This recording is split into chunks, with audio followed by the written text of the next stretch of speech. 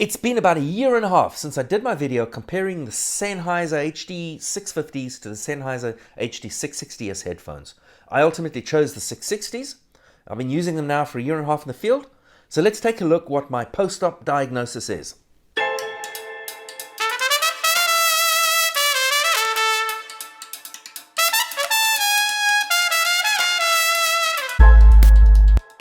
So when I started using these, and as you know from the last video, I use these mostly for mastering, for working. When I'm finished my day in the studio, I go outside or somewhere else and I will sit there and do my mastering work or my reel building or checking mixes, that kind of stuff.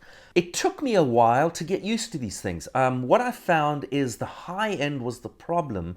I tended to mix my high end a bit too loud with these headphones. Probably partly because the previous headphones I had, the Master Dynamics, were a little amped up in the high end.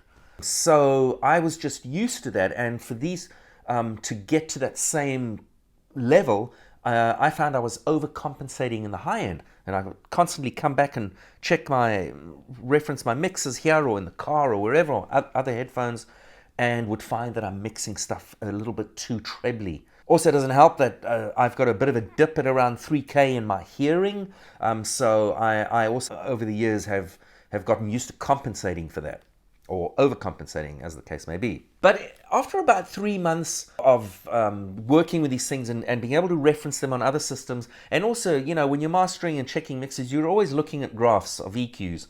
I finally got to a place where I was accustomed to how these headphones were representing the high end for me. And since then, these things have just been magic. And I'm really happy that it's like that, because now I really have to take care on the high end, and I really have to think about it, not just push the high end up till, you know, I'm all, you know, groovy and stuff. You know, I've really got to think about the high end, and that's actually ended up being a really good thing for my mixing. So what do I like so much about these headphones? Well, I think really the first thing is just, you know, like I said in the last video, these are workhorses. They are meant to be a tool for me. I'm not precious about them. You know, I throw them in my laptop bag. I don't always put them in the box they're supposed to be in. Travel with them. I chuck them down. I forget them outside. These things are so durable. It is incredible. And I think these things are still going to last me many, many more years to come. They're also extremely light, and that made a huge difference for me. You know, with the previous headphones, I would find after 3-4 hours of these headphones sitting on me, I would need a break.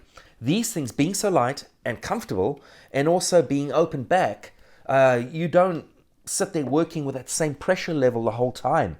It made a big difference. Of course, being open back, yeah, when the dog next door barks or garbage truck comes down the road, it's a bit of a pain in the ass, but it's really nothing to write home about. And given the choice between the two, I would much rather have this, because, you know, I can work 5-6 hours with these things, no problem. One thing I wanted to correct is, in the last video, I mentioned that this extra cable that the 660s come with was an iPhone jack. It's not. It's a TRRS cable. It's a balanced cable that is specifically meant to use for a balanced headphone amp. Now, I don't use a balanced headphone amp, so... But I do occasionally use my Apogee Duet with these headphones, and does it sound better? Yeah, you know, you get a little more volume out of it. Yeah, it sounds better, I guess. It's really hard to quantify, and the difference is not great. I had people commenting on the last video. People were like horrified that I was just using these, you know, plugged straight out of the laptop. You know, that's heresy. How can you do that? You know, again, it's like you can spend as much money as you like getting the best sound equipment you like. None of it's going to matter unless you really know that equipment. And again, all that counts with headphones is how well you know them at the end of the day. So, you know, to answer many questions I got on the last video, is it worth getting a headphone amplifier? Well, it depends. For me, the extra hassle of having to always plug in a head, especially that I work outside and I'd have to plug it in, and I'm too lazy for that. And I've not found, in fact, I found a very comfortable working level with these headphones, which is I just turn the volume down 2 little bars from where the top level is on the Mac, on the laptop.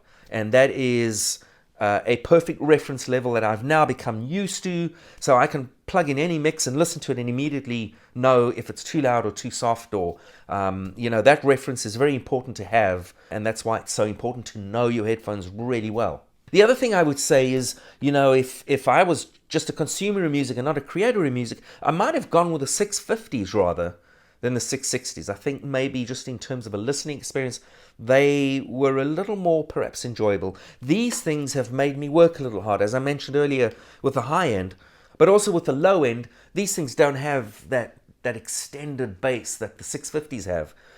So it's a little more realistic for me. I find my mixes and whatever translate better with these guys all across the whole frequency spectrum. Now, I mastered in the last year and a half 2 albums with these things.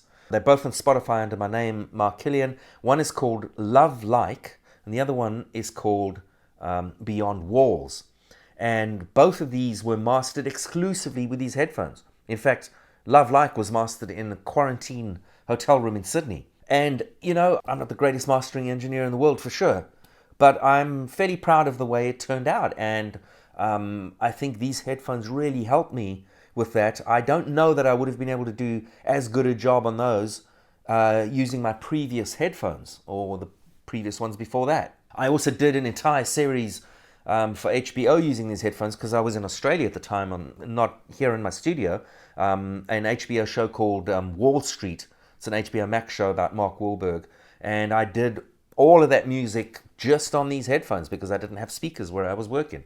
So the proof is in the pudding, and I'm pretty happy with how things are turning out for me with these headphones. I also got a couple of comments of people saying, should I use these for gaming? Should I use them for my... these things are designed with an open back and everything for a specific type of listening environment.